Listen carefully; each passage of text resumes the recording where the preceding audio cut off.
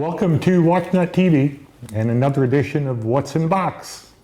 Today marks the first new episode that we've done in probably about 4 years now. So we thought we'd change things up and do them a little differently than we have in the past. So I have the good fortune of having my friend Adam here joining me today. It's great to be here. Thank you. Adam and I are fellow watch nuts. Yes, we are. Whether we like it or not, we're both prone to the addiction. But I thought Adam's help might bring some more perspective on the overall context of the video. So without further ado, let's tell you a little bit about what we're doing here. Specifically, we're here to review a Maurice Lacroix Pontos S Blue Devil diver. This particular watch is unique to the US market. It was just introduced in November of this year, 2016, and is just now migrating its way to the retailers' shelves, hopefully for Maurice Lacroix's sake, before Christmas. This is the first hands-on review of the watch, and I thought that it would be nice to just talk about both what Adam and I think of it, and then farther into this episode, we'll delve into the real particulars of the watch and the kinds of things that we've done in previous reviews. So, first off, if you're not familiar with Maurice Lacroix, they have an interesting history. They started technically in 1975. At least that's when they say Maurice Lacroix came into being. The reality of that, like all things in the Swiss watch industry, is slightly different, and the brand goes back substantially farther in history. The Maurice Lacroix was founded by a Zurich holding company named Desco von Schuchles. And Desco, like a lot of Swiss companies, started in the silk trading business in the 1800s. They bought silks, expensive fabrics, boar's hair, things that they brought in to Switzerland to use in what was a growing luxury market of the late 1800s. In turn, they traded Swiss manufactured goods and machinery back out to the Pacific Rim. In fact, they began distributing watches into the Asia-Pacific region in 1946.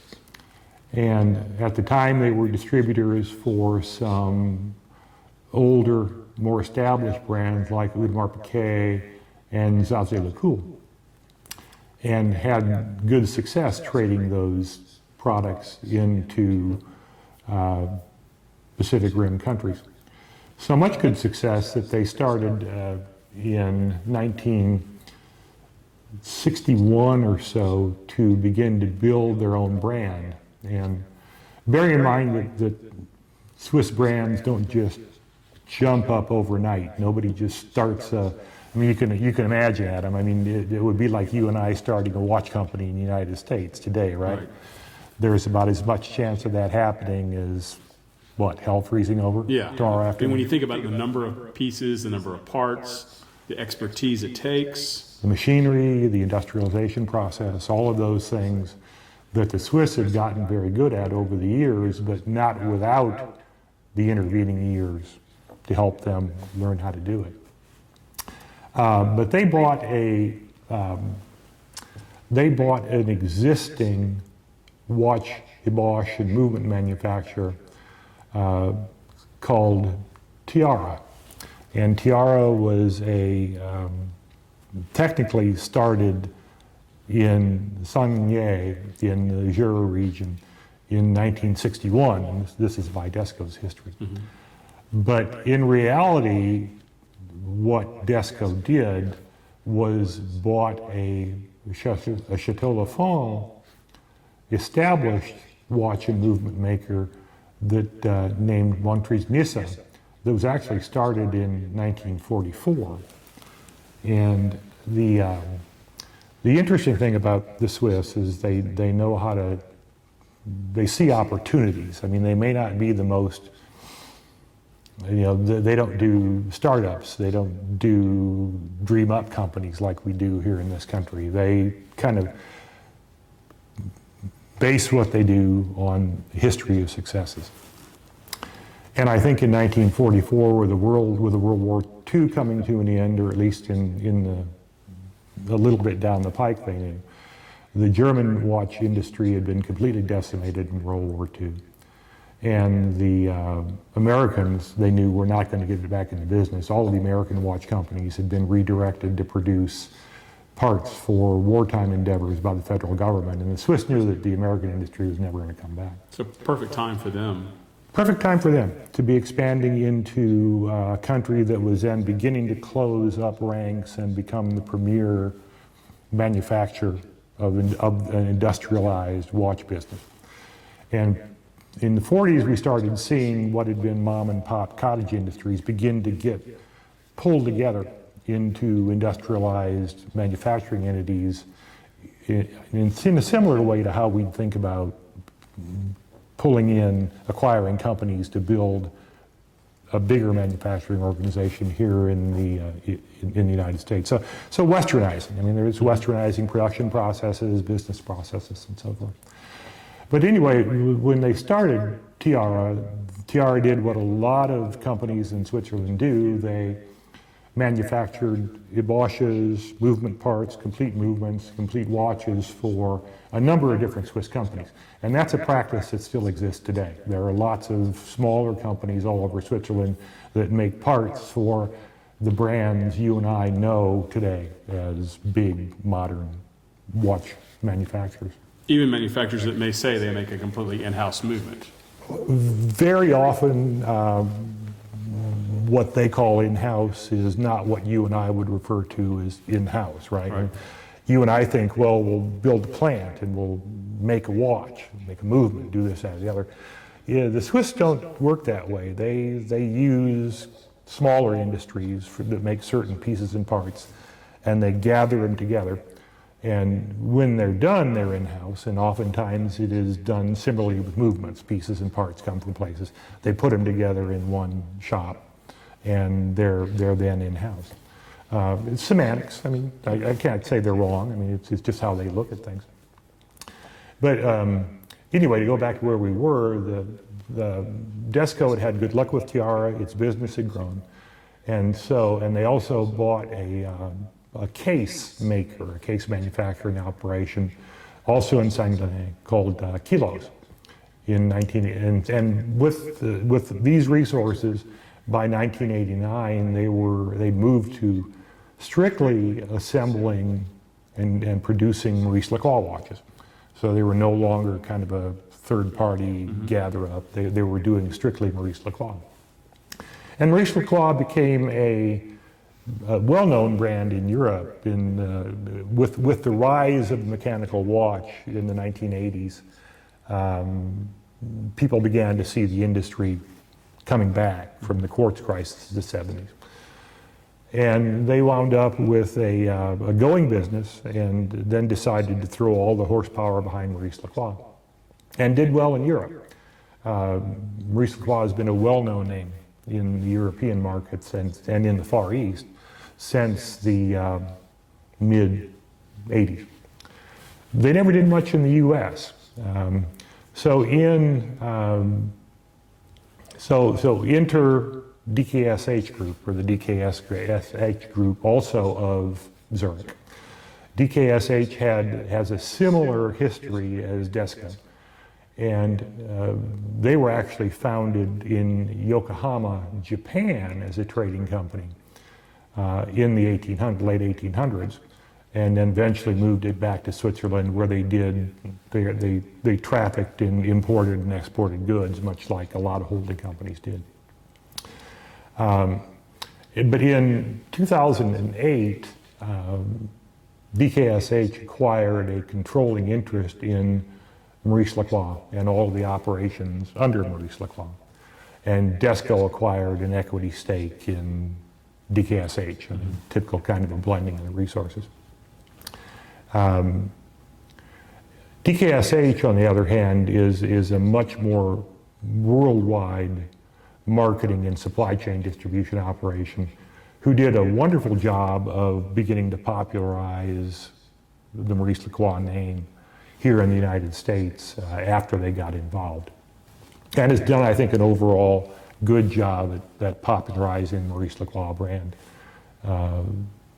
since they took over really the control. About 8 years ago. About 8 years in the process. And the growth we've really seen.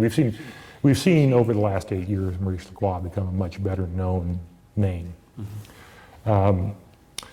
The Pontos S diver that we're looking at is a 4 or 5 year old model, and I think it's a very nice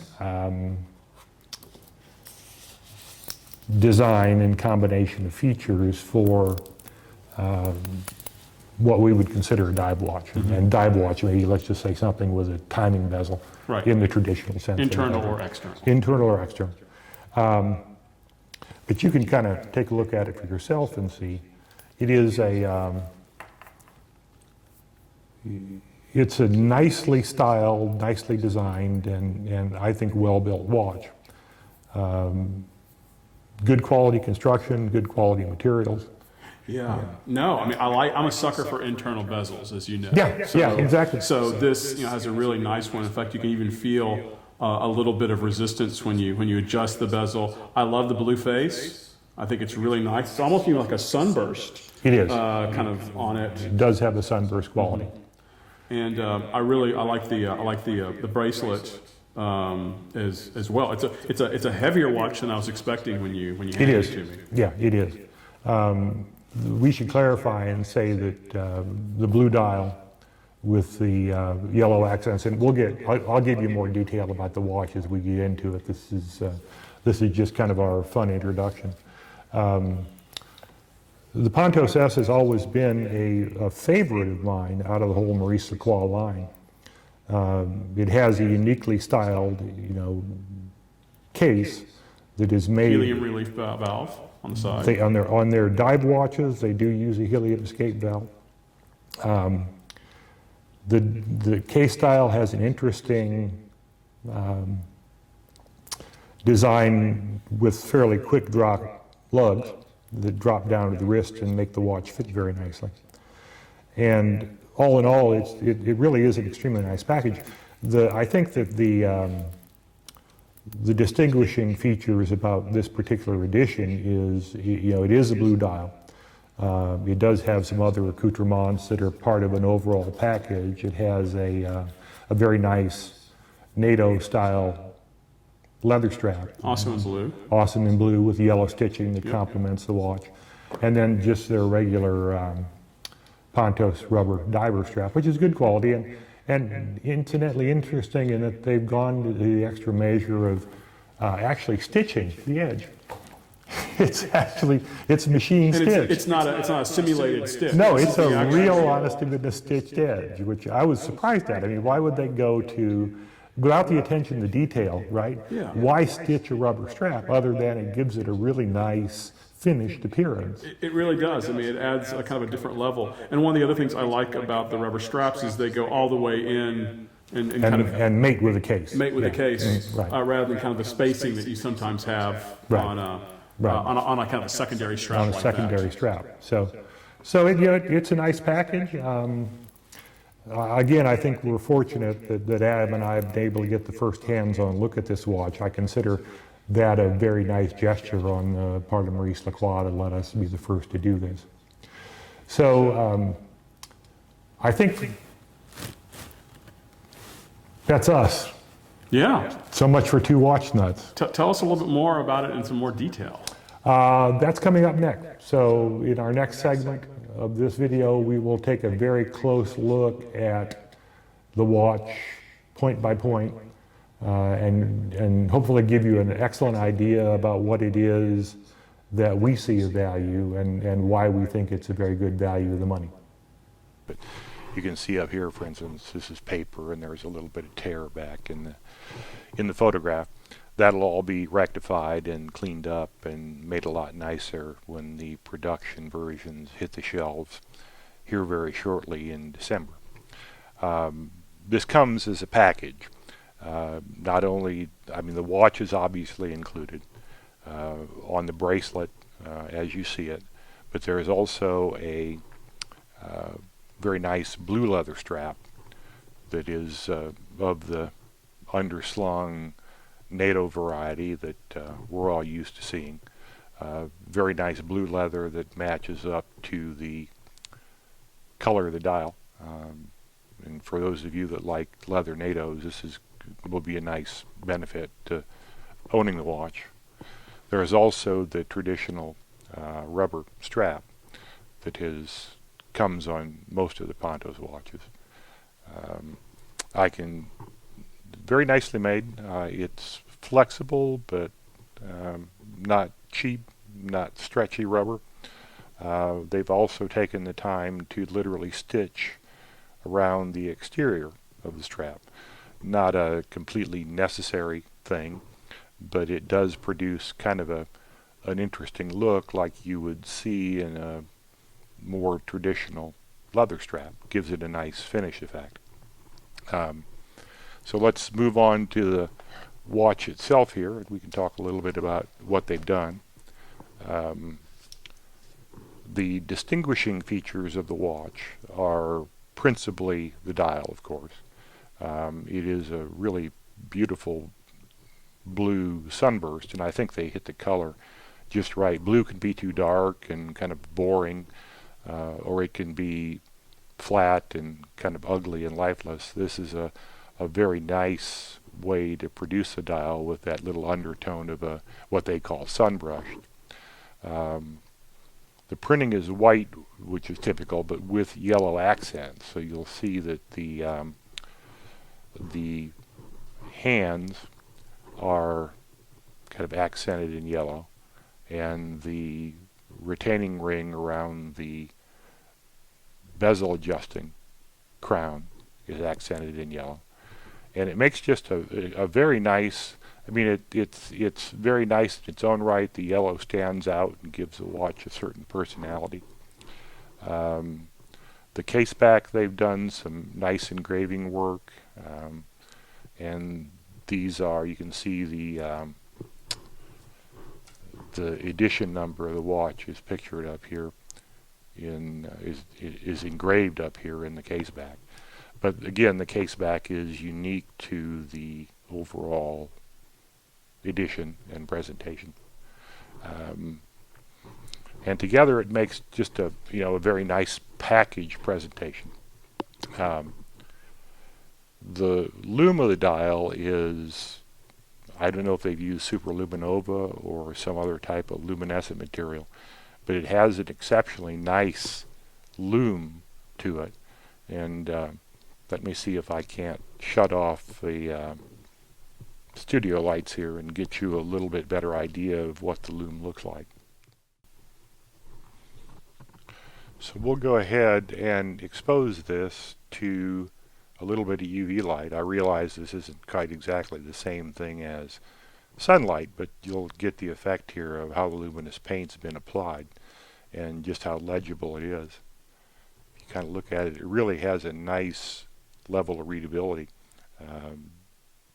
under lume, and I think they've done a nice job of providing good luminescence on both the dial and the bezel without going to the trouble of making the poor thing look like a flashlight, which is one of those things that always turns me off when people over apply lume paint to these things.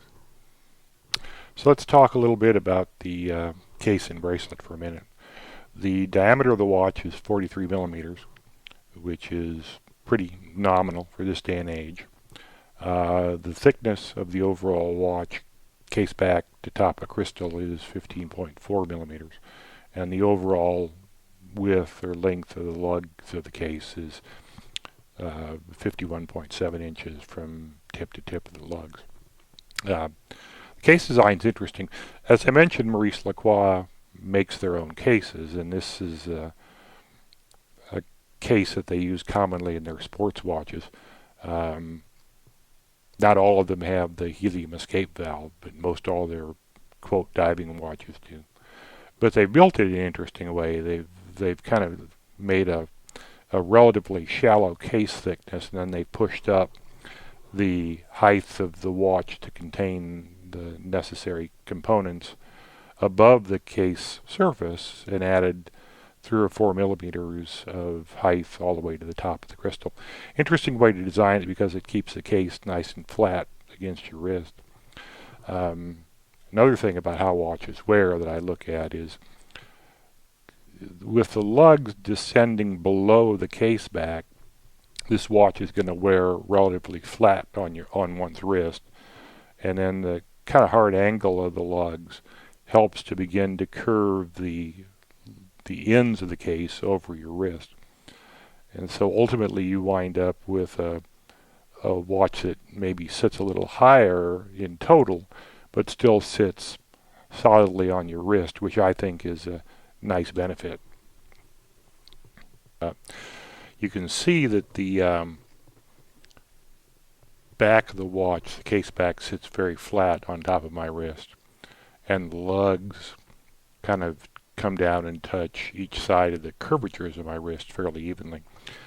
So in that sense, it really doesn't show much air or space between the top of my wrist and the bottom of the case or the lugs. To contrast the wearability in the manner we were just talking about, I've kind of pulled a watch from my own collection. This is obviously a Omega Planet Ocean chronograph. This watch is, interestingly enough, from its length perspective, about the same. It's actually a little shorter. It's only 51.3 millimeters as opposed to the Blue Devil, which is 51.7. But if you look at the construction of this watch, you'll see overall it's substantially thicker. It is actually 19.33 millimeters from the top of the crystal to the bottom of the case back. But the interesting thing to me is how the case back assembly drops well below the edge of the lugs, which means that this is what's going to ride on your wrist, not the lugs. What that does makes the watch wear a little differently, yes, but it makes the watch present much larger on your wrist. Not that that is necessarily a bad thing. I mean, again, this is my watch. I like it. I wear it all the time. But it is, it just presents a much larger overall form factor on your wrist, which some people will like and some people will not.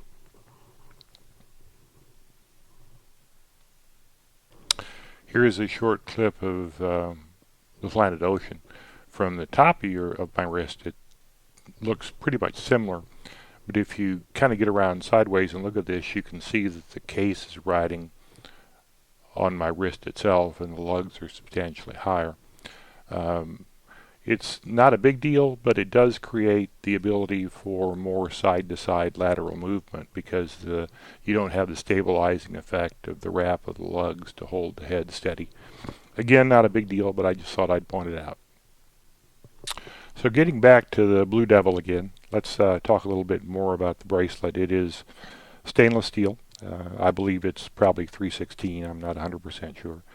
The width at the lugs is 22 millimeter, and the inner horn width dips down to 20 millimeters at the clasp. The sizing links are just kind of standard pin and tube. If you've ever worked with them, they're fairly easy to work with as long as you've got good tools for the task. The way the bracelet's presented, it includes both full size and half links for sizing, so you can kind of get it fairly close to your proper fit from the get-go.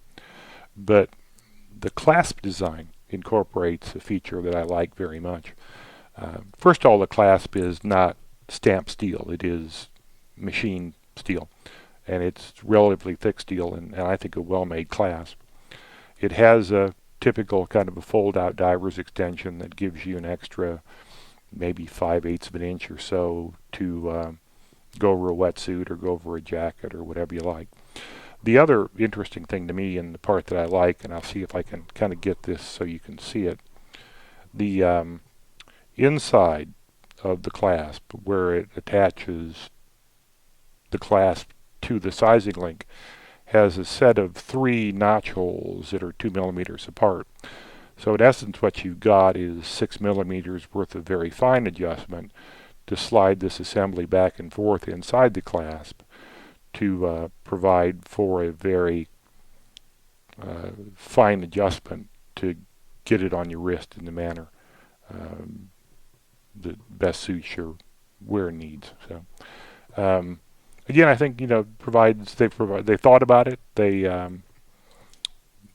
went in some effort to go an extra mile, and I think that's important from the standpoint, especially in a watch that's in a very affordable price range as this watch is. So the one other aspect of the case design which I wanted to talk about is the internal bezel. The watch features an internal bidirectional bezel that's controlled from the crown at 2 o'clock. So when you pull it out, you can adjust the markings really in either direction to set it to the point at which you want to start to time a 60-minute period, and then push it back in and screw it down. Very accurate mechanism. The bezel doesn't move. Once you disengage it and lock it down, it stays where you put it. Returning the crown to the full screwed down position restores the integrity of the 600 meter or 2,000 foot depth rating. And I think again, it shows they spent some time on setting up the mechanism and getting it to function accurately. So let's go on from there, talk a little bit about the movement of the watch. No watch discussion, especially for us geeks, would be complete without a discussion of the movement. Maurice Lacroix makes their own movements. They've done some very unique ones over the years. For this particular watch, they chose the ML115 movement, which is in fact a base Stellita SW200 movement, which was probably a good choice to keep the price down. The SW200 is a clone of the ETA 2824-2, which is a standard industry workhorse, and you can be found in thousands of watches that have been manufactured for years. It's an automatic movement. It is 26 joules. It runs at 28.8 VPH and has a 30-hour power reserve. When Maurice Lacroix builds these movements, they time them in 3 positions, comparable to what the Certified Chronometer Institute in Switzerland does with 5-position testing. I don't know that I feel like 5-position testing is all that accurate, but they time them in 3 positions, first at full wind or full power, and then 24 hours later they time them again in the same 3 positions. This watch runs about 6 seconds a day fast, which is to me kind of normal for a brand new automatic movement. I know that in time over the break-in period of a few months, the movement will probably slow down and probably regain a little bit better accuracy than what it has now. What most every movement I've ever found in a new watch to do, and I would expect this to do the same. So all in all, I think a nicely manufactured watch, a very nice presentation. I like what they've done with the blue dial and this special edition. I think it's a nicer looking watch to me than the standard Pontos has. So again, I want to thank Maurice Lacroix for allowing me to be the first person to review this watch on the internet. It's nice to do hands-on for a fairly new watch that people are probably still looking for information on. This whole package, both straps, case, watch adjustment, bracelet tool, and so forth, has an MSRP of $29.50. I expect that they will be in dealers' hands as we get into the month of December here before Christmas. So again, I hope you liked the review. I would appreciate if you did, that you subscribe. The number of subscribers I have kind of determines for me whether or not I need to keep doing these and whether people really like them. I don't nobody pays me to do these things. I do these as a hobby. So the more people that like them, the more encouragement I have to continue to produce them. So if you're interested in the watch, go to mauricelacroix.com. You can get some more information from them. You can also get a list of dealers in the United States that you can check and see if they actually have one if you're looking to acquire one. So until next time, thanks. I'll look forward to doing some more of these in the future.